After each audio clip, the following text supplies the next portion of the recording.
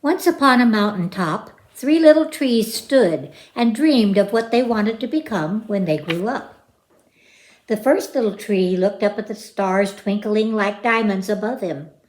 I want to hold treasure, he said. I want to be covered with gold and filled with precious stones. I will be the most beautiful treasure chest in the world. The second little tree looked out at the small stream trickling by on its way to the ocean. I want to be a strong sailing ship, he said. I want to travel mighty waters and carry powerful kings. I will be the strongest ship in the world. The third little tree looked down into the valley below, where busy men and busy women worked in a busy town. I don't want to leave this mountaintop at all, she said. I want to grow so tall that when people stop to look at me, they will raise their eyes to heaven and think of God. I will be the tallest tree in the world. Years passed. The rains came, the sun shone, and the little trees grew tall. And one day, 3 woodcutters climbed the mountain. The first woodcutter looked at the first tree and said, "This tree is beautiful. It is perfect for me." And with a swoop of his shining axe, the first tree fell.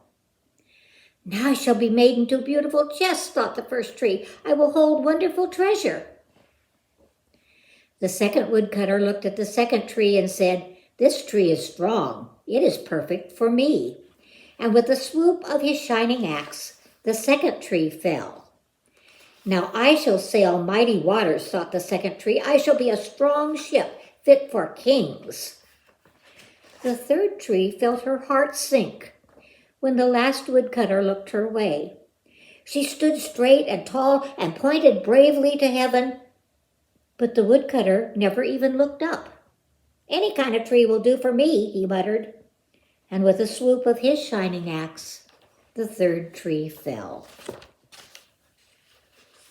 The first tree rejoiced when the woodcutter brought him to a carpenter's shop, but the busy carpenter was not thinking about treasure chests. Instead, his work-worn hands fashioned the tree into a feed box for animals. The once beautiful tree was not covered with gold or filled with treasure. He was coated with sawdust and filled with hay for hungry farm animals. The second tree smiled when the woodcutter took him to a shipyard, but no mighty sailing ships were being made that day. Instead, the once strong tree was hammered and sawed into a simple fishing boat. Too small and too weak to sail an ocean or even a river, he was taken to a lake, and every day he brought in loads of dead, smelly fish. The third tree was confused when the woodcutter cut her into strong beams and left her in a lumber yard. What happened, the once tall tree wondered. All I ever wanted to do was stay on the mountaintop and point to God. Many, many days and nights passed. The 3 trees nearly forgot their dreams. But one night, golden starlight poured over the first tree as a young woman placed her newborn baby in the feed box. "I wish I could make a cradle for him," her husband whispered. The mother squeezed his hand and smiled as the starlight shone on the smooth and sturdy wood.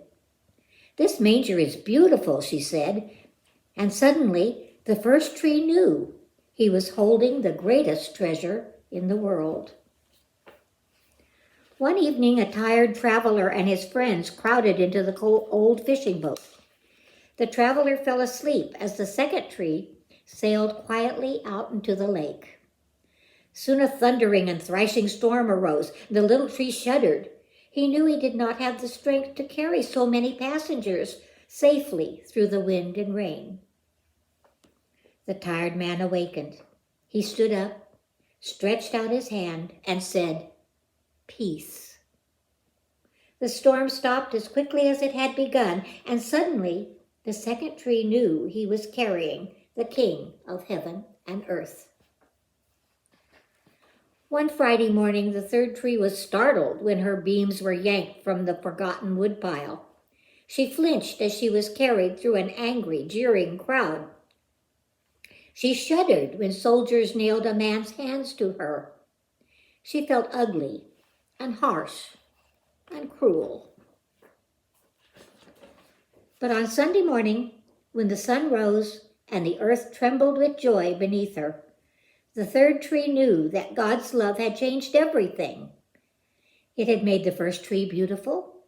It had made the second tree strong. And every time people thought of the third tree, they would think of God. And that was better than being the tallest tree in the world. So ends the parable of the three trees, with its special message for each one of us as we celebrate the wonder of the first Advent and prayerfully await the promise of the second. Rejoice. Be safe.